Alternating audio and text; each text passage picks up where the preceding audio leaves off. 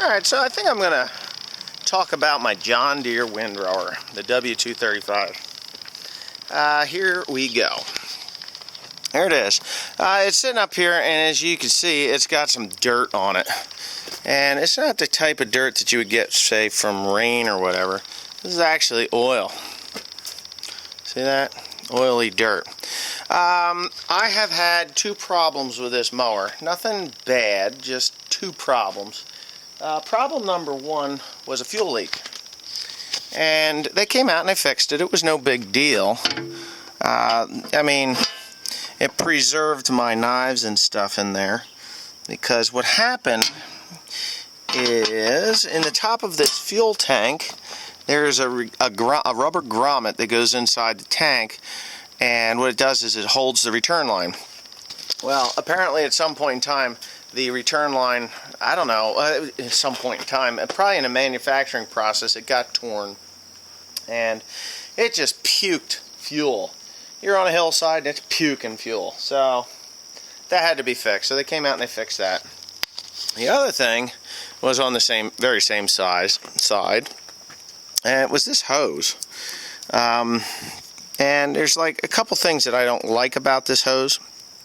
One is the extremely hard, ow fucker, that hurt, excuse the language, the extremely hard angle that it's on. So it was like a Saturday afternoon, I was mowing, and poof, I got all this oil goes flying up to the front. And what had happened was, when they manufactured the machine, this hose was actually angled to the back. I think it was angled to the back, out the back, and it was creating a lot of stress here on the hose, and it wore through on the inside, broke the cord, and boom, broke out, blew up. So yeah, so, and the other thing that I didn't like about it was rubbing, so I cut these hoses and put them on the outside of that particular hydraulic hose and have solved that problem. Now, I didn't put them on, the dealer did, or the serviceman did, and what I think I'm going to do is actually go ahead and get another wire tie and cinch that up so that it gets it away from those sharp edges. Other than that, the machine really performs really well. Oh, I'm going to open the lid up. Yeah, I haven't had any plugging issues with anything.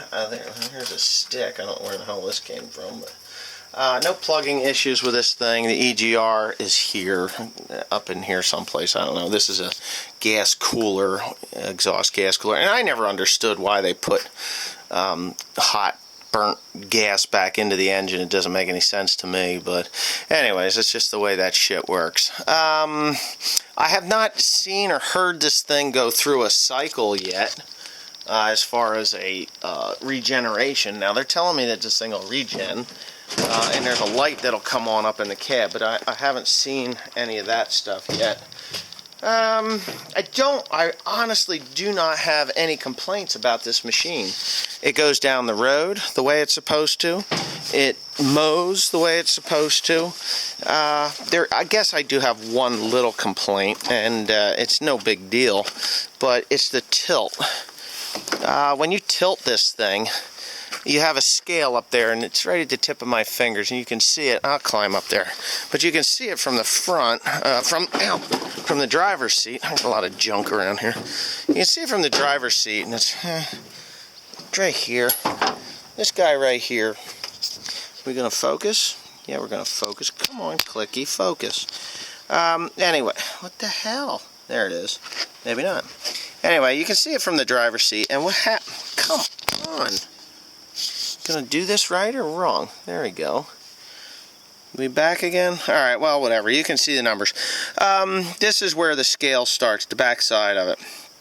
So as you tilt this thing forward, you would expect it to cut closer and closer and closer until and it does. I mean, it honestly does.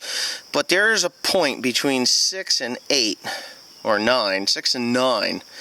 Right here is like just starting to get too short, and this is scalping the ground. But at 6, it's like there's 6 inches of grass, and then from here to here it's from 6 to 0, it's just doesn't seem to make much difference at all. So I kind of have a feeling I know how to fix that problem.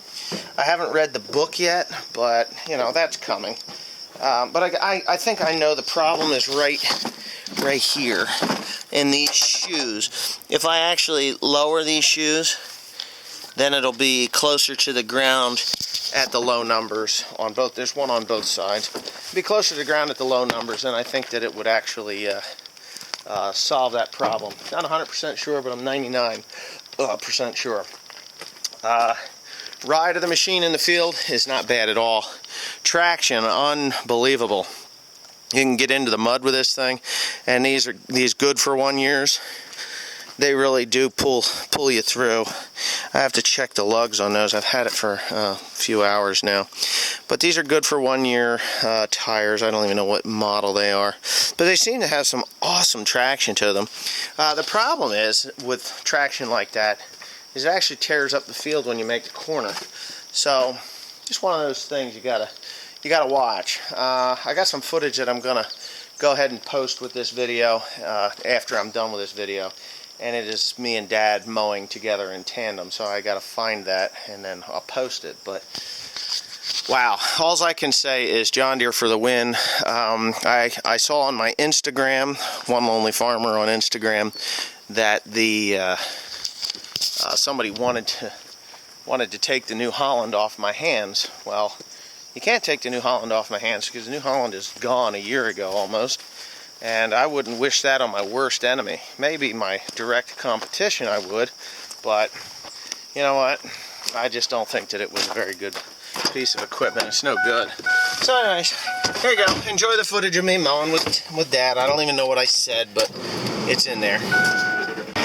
Okay, I'm spending my afternoon here chasing a case. And I don't mind chasing the case. He got ahead of me, and that's just fine. It's not that I can't keep up to him. I mean, I could probably blow his doors off. But what I was going to say is, oh, we got a drone looking at us now. This is how we're doing this, right? We're actually getting pretty good at it. We got some bumps and some bruises. Timothy's taking some footage of us. Hopefully it looks pretty cool. Tim bought a drone, so I like it. But anyhow, yeah, we're just mowing hay. John Deere's doing really, really well.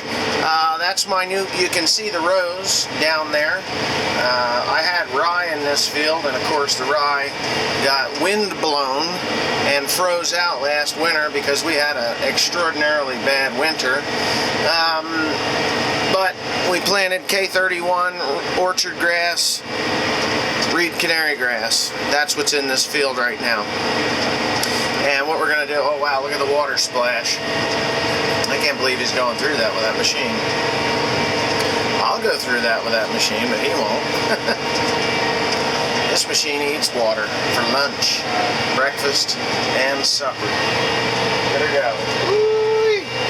I never even got off a track. So if you're looking at buying a new windrower and you get into muddy conditions, I'm gonna have to put this camera down. You get into muddy conditions, you know that the John Deere is just gonna eat mud, or just go right through it. Doesn't even make mud.